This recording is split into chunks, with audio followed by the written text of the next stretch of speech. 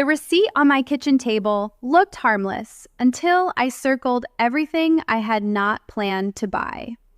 A flavored drink near the checkout, 2 boxes of crackers from an aisle display, a larger pack of paper towels that looked economical but actually cost more per sheet.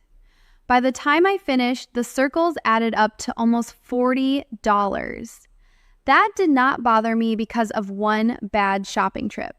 It bothered me because I had made the same kind of trip almost every week. 40 unnecessary dollars repeated over a year can quietly become more than $2,000. Money that could have covered an electric bill, repaired a car, or stayed in savings. The surprising part was that none of those purchases were truly random. Everyone had been encouraged by something inside the store. My name is Evelyn Carter. I am 68, and for nearly 30 years, I purchased food for public school cafeterias in Central Ohio. I compared bins, calculated costs per serving, controlled waste, and fed hundreds of children on a fixed budget. Today, I use those habits in my farmhouse kitchen with a chest freezer, a price notebook, and a carefully managed pantry. Working in food purchasing taught me one lesson I never forgot.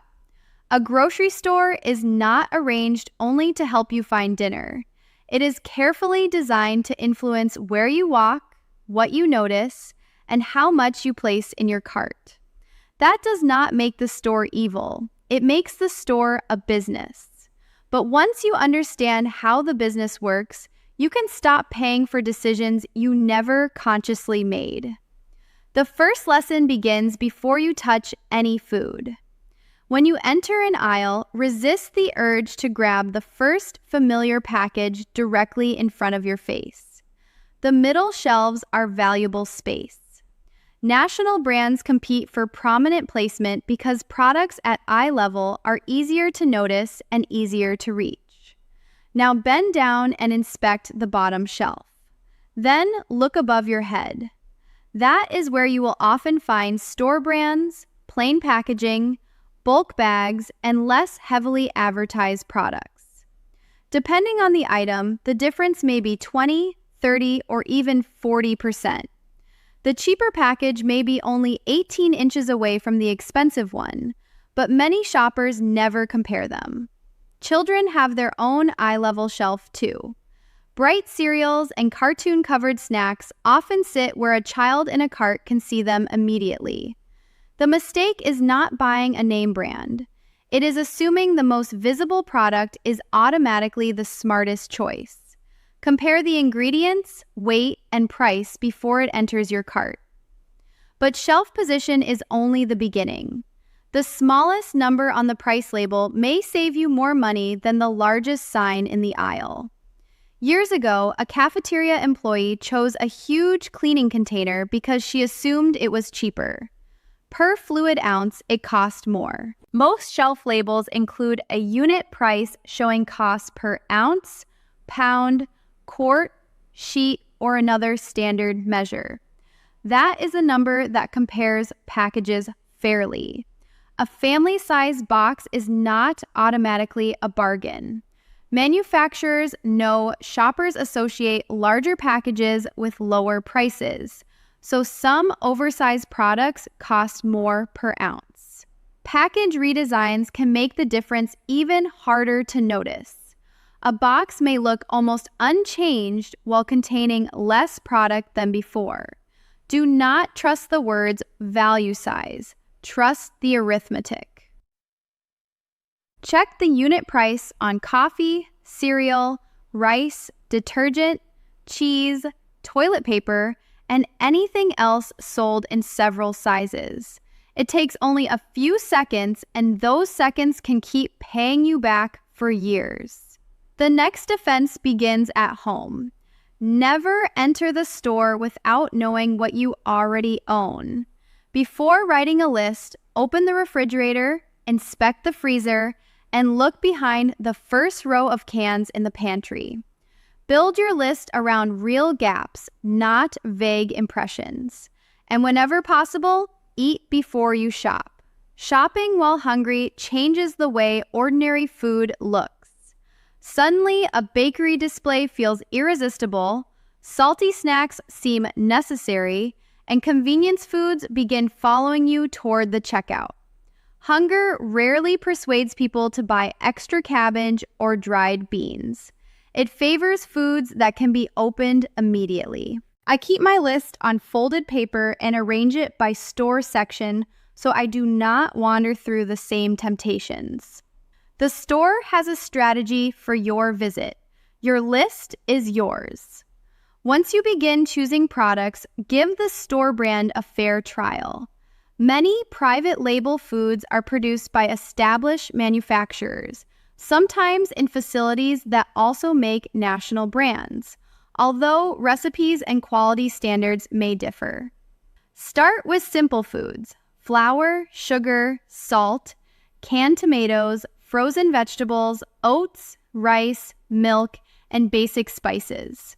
Try the store brand once. If it disappoints you, return to your preferred brand. But when you cannot detect a meaningful difference, part of the old price was paying for advertising and packaging. Small savings across many staples add up quickly. Now we come to a type of sign that fills carts faster than most people realize: the multiple item promotion. 10 cans for $10 sounds like an instruction. Usually, it is only a way of displaying the price. Unless the sign clearly says a minimum quantity is required, you can often buy 1 can for $1 or 3 for $3. Store policies vary, so read the wording carefully. The number 10 is there because it suggests a quantity. A shopper who intended to buy 2 may suddenly buy 10. Limit 4 can create the same pressure by making an ordinary product feel scarce. Before buying multiples, ask whether it was already on your list, whether you will use it, and whether the price is truly lower. A discount on something unnecessary is still money spent. The same caution applies to displays at the ends of aisles. End caps receive enormous attention because every shopper passes them. The product may be on sale, but prominent placement is not proof of a bargain. I once saw jars of pasta sauce stacked under a large price sign at the end of an aisle. 10 feet away, the same brand was cheaper on the regular shelf because the shelf promotion was better. Walk into the aisle and compare. Sometimes the end cap price is excellent. Sometimes it is ordinary. The location creates excitement, not evidence. So far, we have been protecting the cart from manipulation. Now we need to improve what actually goes into it. Begin with frozen vegetables. Fresh produce is essential for salads, raw snacks, and dishes where texture matters. But frozen vegetables can be a better value for soups, casseroles, stir-fries, sauces, and cooked sides. Many vegetables are frozen soon after harvest, helping preserve quality and nutrients. Fresh produce may spend days traveling and sitting in storage before reaching your kitchen. The larger financial advantage is that frozen vegetables wait for you. Fresh spinach can turn slimy. Broccoli can soften. Green beans can wrinkle in the drawer. When food enters the trash, its entire purchase price is lost. With frozen vegetables, you pour out what you need and return the rest to the freezer. Peas, corn, chopped spinach, broccoli, cauliflower, and mixed vegetables can turn a nearly empty refrigerator into a complete meal. Buy fresh when you will eat it soon. Use frozen when flexibility and waste reduction matter more. Next, look at how much labor has already been added to the food. Boneless, skinless chicken breasts are convenient, but convenience is included in the price. Someone has cut, trimmed, and packaged that meat. Whole chickens, bone-in thighs, or leg quarters often cost less per pound, although prices vary by store and week. A whole chicken can become several meals. Roast it with onions, carrots, and potatoes on the first night. Remove the remaining meat for sandwiches, tacos, fried rice, or a casserole. Then place the bones in a pot with water and vegetable trimmings to make broth. Prevent raw poultry from contacting other foods, wash your hands and surfaces, and cook it to a safe internal temperature. One bird may provide dinner, leftovers, and the foundation of soup. The same principle applies to beans. Canned beans are convenient and deserve a place in the pantry, but dried beans usually provide more servings for the money. A modest bag can yield the equivalent of several cans once cooked. Sort through them, rinse them, and soak them if the variety or recipe calls for it. Cook them until fully tender and follow preparation guidance for the specific bean. Kidney beans, for example, must be boiled properly and should never be eaten undercooked. Prepare a large batch and freeze it in portions close to the amount you normally use from a can. Then you have inexpensive beans ready for chili, soup, rice bowls, and stews. Keep canned beans for rushed evenings and use dried beans when you can plan ahead. Now let me show you a habit I learned from a meat department manager named Walter, who worked at a neighborhood market outside Dayton. Walter arrived before sunrise. At roughly the same time each morning, he inspected products approaching the store's sell-by date and applied markdown stickers.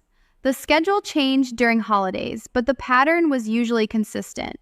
Most stores have some version of that rhythm. Meat, bread, dairy, prepared foods, and produce may be discounted at certain times or on certain days. Ask an employee politely when markdowns are normally made.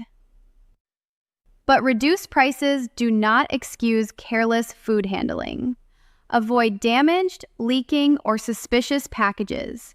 Keep cold food cold, take it home promptly, and cook or freeze it safely. A freezer cannot repair spoiled food. It only preserves food that was safe when frozen. Used correctly, markdown shopping can reduce meat and bread costs significantly. But that was not the detail that changed everything in my own kitchen. The bigger breakthrough came when I stopped treating meat as the entire meal. My grandmother raised 5 children on a farm income that rose and fell with the weather. She rarely served everyone a large piece of meat. Instead, she used meat to flavor and strengthen a larger dish. A pound of ground beef can become meatloaf with oats, egg, onion, and seasoning. Chili can combine beef with beans. Pasta sauce can use finely chopped mushrooms or lentils alongside the meat. Chicken can be stretched through soup with noodles and vegetables. A little sausage can flavor an entire pot of beans. This does not have to feel like deprivation. Added ingredients can improve moisture, texture, and flavor. Start by replacing 1/4 of the meat in a familiar recipe with beans, lentils, mushrooms, oats, or vegetables. The most expensive ingredient may begin feeding twice as many people. To recognize when food is truly inexpensive, you need a memory more reliable than your own. That is why I keep a price book. Mine is a small brown notebook with coffee stains on the cover.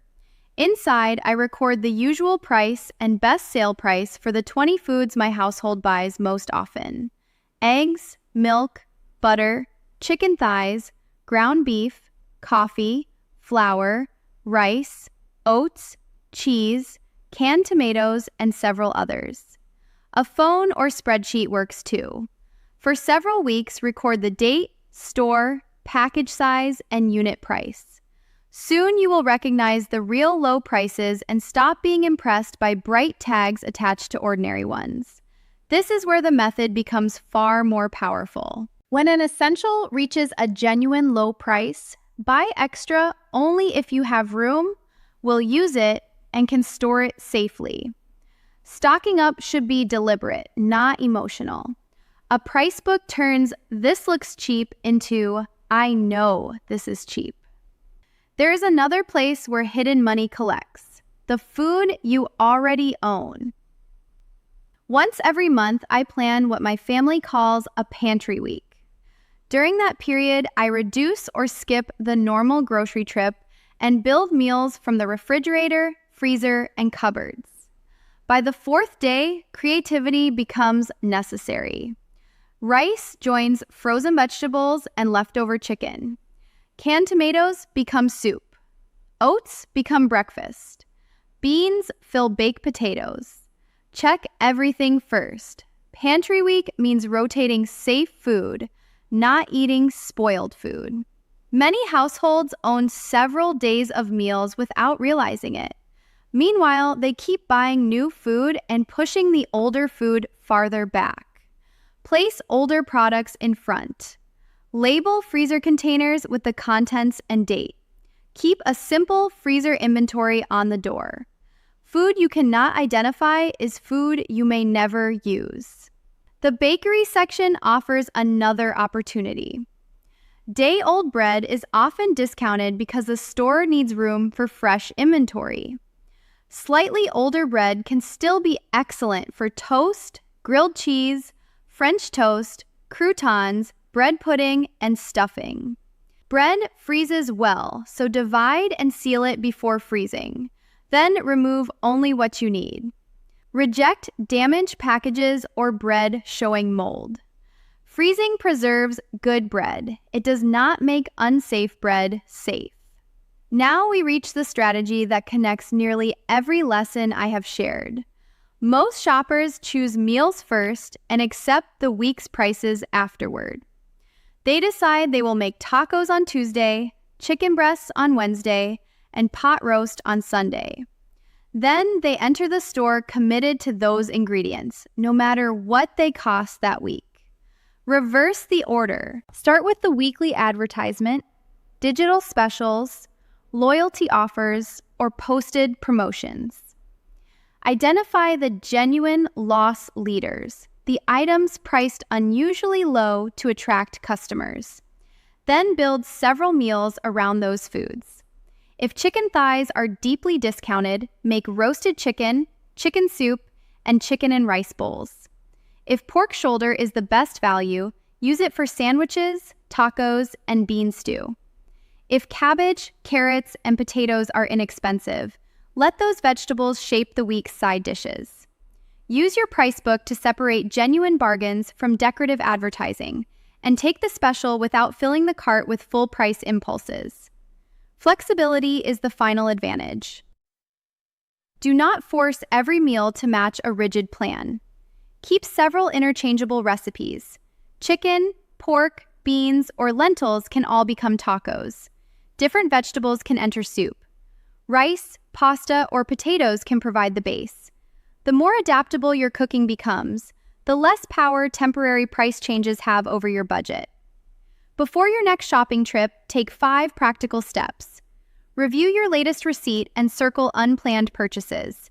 Inspect your pantry, refrigerator, and freezer before writing the list. Record the unit prices of your most frequently purchased foods. Ask when your store normally marks down meat and bread. Finally, study the weekly specials before deciding what you will cook. Avoid 3 expensive mistakes: assuming a large package is cheaper, treating every display as a sale, and buying more simply because a sign suggests a quantity. Follow professional or official guidance when uncertain about allergies, special diets, storage, thawing, or cooking temperatures. Savings matter only when the food remains safe. Do not expect one clever trick to cut every grocery bill in half. Prices, household sizes, diets, and local stores differ. But a family that combines unit price comparisons, flexible meal planning, waste reduction, store brands, markdowns, and a price book may begin seeing meaningful savings within the first few trips. The goal is not to defeat the grocery store. The goal is to make every dollar serve your household intentionally. That old receipt still sits in my notebook. I keep it because it reminds me how easily small decisions disappear from memory. One drink, one display, one oversized package. None seemed important alone. Together, they were quietly taking thousands of dollars away from more important parts of my life. On your next visit, begin with one simple action. Read the unit price before choosing a package. Then look above and below eye level. Those few seconds may change the way you shop from that day forward. What grocery saving lesson did your parents or grandparents teach you that still works today? Share it in the comments. Subscribe for more practical ways to make household money go further. Because next time, I will show you how one discounted cut of meat can be safely transformed into several completely different dinners.